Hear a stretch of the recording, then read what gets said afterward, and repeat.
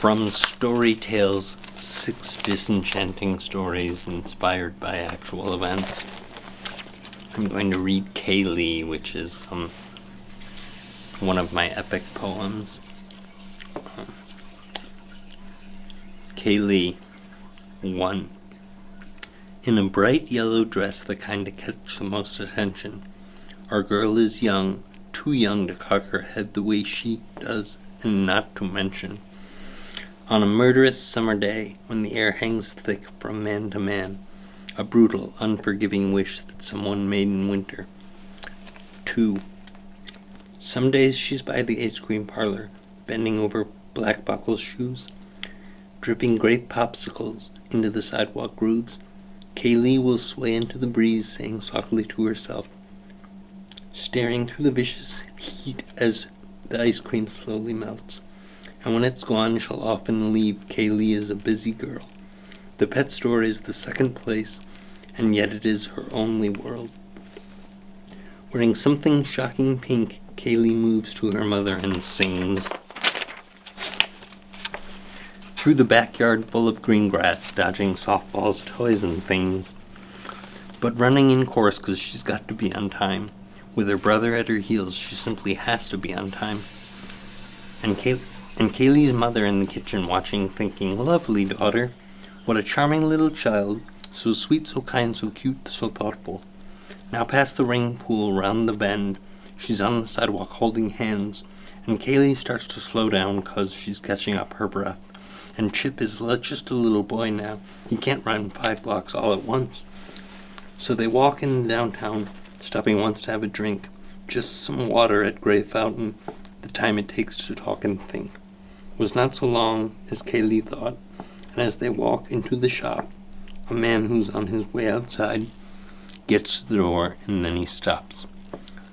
Looking at Kaylee, the man transfixed turns back inside, and he holds a great big cage, and there's something in his eyes. It was not the first time they had spoken to one another. The man grins, deep so, and from his gut he speaks. 3. So Kaylee drags her brother home, to be on time and not in trouble.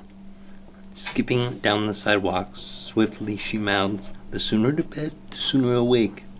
And the evening of the very next day, Kaylee thinks she will get her way. She was rushing to get ready in a perfect yellow dress, and she never skipped nor skimmed, and she always looked her best.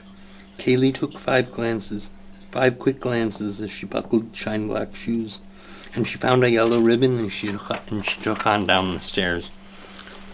Now mind, she never told her mother of the plan, the man, the rabbit, and since the flu had caught her brother, she thought she'd better keep a secret.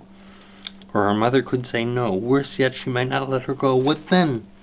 Oh my good heavens, she could never pass this up. So, just going to the shop, she said, not stopping for 1 minute. She walked into the yard before her mother took the second glance. From the dishes to her daughter, who was leaving through the yard. And she didn't say goodbye or cry, now Kaylee, don't go far. At the store, the man was waiting in the lot beside his car, and as he saw his quarry coming, he wore a yellow grin and sneered. Now Kaylee, smart, was a tad confused. He said to meet him in the store, but inside, outside, his side, her side made no difference in the end.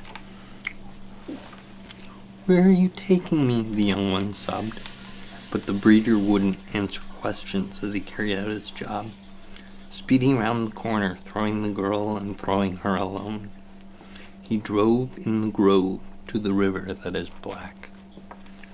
Night 4. Nightfall was gentle, but darkly obscene, making owls seem murderous, all niceties mean. You'll get full of friends? Not so nice, so it seems.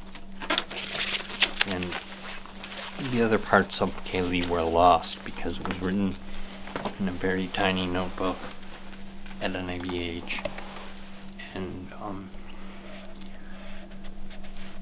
the pages were just misplaced.